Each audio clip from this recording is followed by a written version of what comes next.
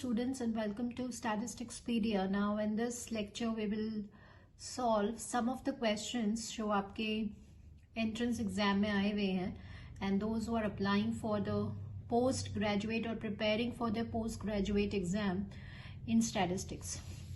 So question में देखिए क्या है, CDF it has been given to you as this thing and आपको यहाँ पे conditional probability निकालना है. 4 options are given to you and you need to find the conditional probability. So we know that कि conditional probability क्या होता है, probability of A intersection B by PB. So just we have applied the formula over here and here we have to find it out the common. ठीक है, तो common इसमें से क्या आएगा, तो obviously दोनों में से common आएगा probability at x equals to 0. Now I told you that whenever we need to, when CDF is given to you और अगर आपको कोई भी calculation करना है regarding the evaluation of the probabilities, तो हम step हमारे, मैंने आपको कुछ working rules बताए थे in the previous videos, that what we have to do is कि first at the end points we evaluate the probability. तो question में जो end point है वो 0 है और 1 है, तो पहले हम separately इनकी probabilities calculate कर लेते हैं. Now we know that कि probability at a point का formula होता है f0 into f0 minus, that is at the point 0. तो at the point 0 यहाँ equality hold कर रहा है, यहाँ पे आप x की place पे 0 put करेंगे तो it will be equals to 1/4 minus obviously less than 0 पे 0 होगा, तो ये आ गया आपका 1/4. Now 1 पे निकालना है तो f of 1 minus 1 minus, तो f of 1 पे at a point 1 है minus less than 1 पे यहाँ पे आप 1 पुट करेंगे तो it is 1/4 plus 4 minus 1 that is equals to half. So this is equals to 4 LCM आपने ले लिया and this is 3/4 and again it is equals to 1/4. So basically क्या हुआ, now see अब यहाँ पे probability at a point आपका not equals to 0, अगर not equals to 0 है तो random variable का nature कैसा हो गया, discrete हो गया. ठीक है, अब I told you one of the short trick कि जब भी इस inequalities वाली probability evaluate करनी है आप सिर्फ और सिर्फ standard result लिखिए ये वाला, ठीक है, जिसमें equality B पर है. And what is the answer? FB minus FA. ठीक है, तो we write in the terms of the real numbers over here like this way. ठीक है, यहाँ पर हमने इस inequality को इस फॉर्म में लिख दिया. Now just compare this and this. तो यहाँ देखिए इसमें इक्वल साइन आ रहा है और इसको इक्वल साइन नहीं चाहिए तो जस्ट सब्ट्रैक्ट दिस. यहाँ इक्वल साइन नहीं है और क्वेश्चन में it is needed, if it is needed just at that point. ठीक है, अब आप यहाँ पे ये कैलकुलेट कर चुके हैं 1/4 and 1/4, just put the value और इसका आंसर है FB माइनस FA. तो ये आपका दोनों पॉइंट कैंसिल हो गए. नाउ f of 1 निकालना है, तो यहाँ पे देखिए f of 1 तो 1 आ रहा है, तो यहाँ पे 1 डाल दिया, माइनस f of 0, तो यहाँ 0 डालेंगे तो ये पूरा 0 हो गया और ये 1/4 रह गया. तो इसका आंसर क्या हो गया आपका 3/4.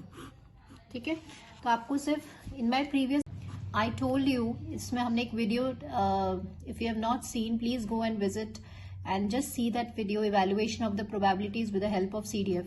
वहाँ पे मैंने एक वर्किंग रूल बताया जो आपके हर क्वेश्चंस में इम्प्लीमेंट होंगे. अब देखिए इजीली आपकी वैल्यू आ गई, प्रोबेबिलिटी x इक्वल्स टू 0 पहले ही निकाल चुके हैं, just put it over here.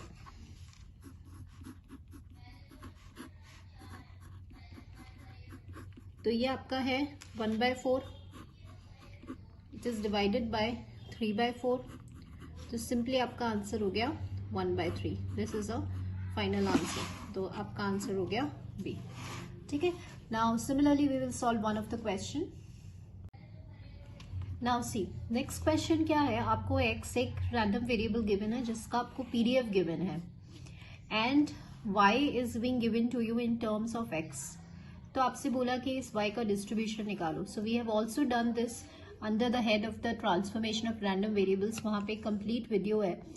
तो अब what we have to do, original variable आपका x हो गया जिसकी कंप्लीट इन्फॉर्मेशन गिवन है, न्यू वेरिएबल y है जिसका डेंसिटी हमें निकालना है. ठीक है, तो सबसे पहले हम यहाँ पे we will take the help of Jacobian because Jacobian widely used method है for the transformation of variables और easily found out हो जाता है. So what is our formula for this? This is equals to f of x which is expressed in terms of y multiplied by the positive value of Jacobian. ठीक है, अब ये express होगा y की terms में, तो यहाँ से हम सेपरेटली इधर we will just write down जैसे y है. अब यहाँ पे क्वेश्चन में आप log की प्रॉपर्टी लगा दोगे तो -2 अल्फा log x हो जाएगा, -y/2 अल्फा हो जाएगा log x, और x हो गया e⁻⁻² अल्फा, ये x हो गया. अब आपको जैकोबियन ट्रांसफॉर्मेशन लेना है, तो J क्या होता है? Differentiate original variable bye new variable. x को आप y के रेस्पेक्ट में डिफरेंशिएट करिए, e⁻ -x का डिफरेंशिएशन होता है e−y/2 अल्फा, और यहाँ पे आप y के रेस्पेक्ट में करेंगे तो ये आपका आ जाएगा 1/2 अल्फा. ठीक है, ये हो गया. अब यहाँ पे जस्ट अ सेकेंड, हाँ, अब यहाँ पे अब आपको fx दिया हुआ है, तो फॉर्मूला क्या कहता है कि इस x जहाँ x आ रहा है उसको तो आप रिप्लेस कर देंगे यहाँ पे y से और multiplied by the positive value of j. तो लेट्स डू इट. अल्फा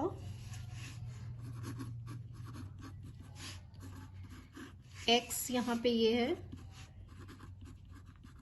इसकी पावर है α-1 इंटू पॉजिटिव वैल्यू, तो 1/2 अल्फा e⁻−y/2 अल्फा, तो ये हो गया 1/2.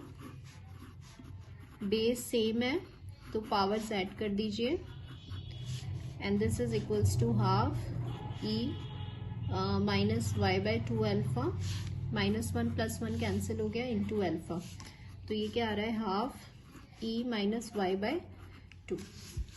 नाउ अब very simple to recognise, limits भी मत कैलकुलेट करिए आप.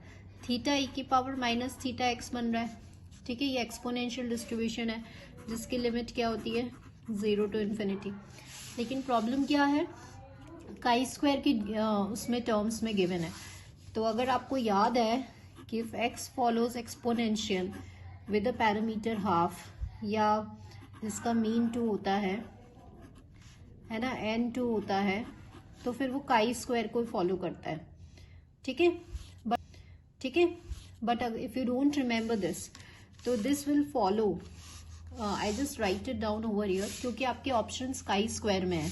अगर ऑप्शन काई स्क्वायर में नहीं होते तो हम सिंपल लिखते एक्सपोनेंशियल दिस. और हमें ये भी पता है कि जब n2 होता है तो वो एक्सपोनेंशियल डिस्ट्रीब्यूशन होता है काई स्क्वायर में. बट ठीक है, if you don't remember this, तो we know that what we know करिए. ठीक है, तो if I put the value of 2, तो ये 2 आ जाएगा, है ना. This is 1, this is e−chi²/2, और n/2 - 1, तो ये भी 1 हो जाएगा. तो ये हो गया आपका ये. तो that means it follows, just a second, it follows chi square with कितना डिग्री के साथ? 2 डिग्री के साथ. So where is the answer for this? Option is this. ठीक है, so this is how we solve, and Jacobian is the most widely used method. So today we have seen the previous questions and step-by-step solution of for your, if you're giving some entrance exam of statistics for your PG. So thank you students, do watch videos and like and share my videos. Thank you all the students.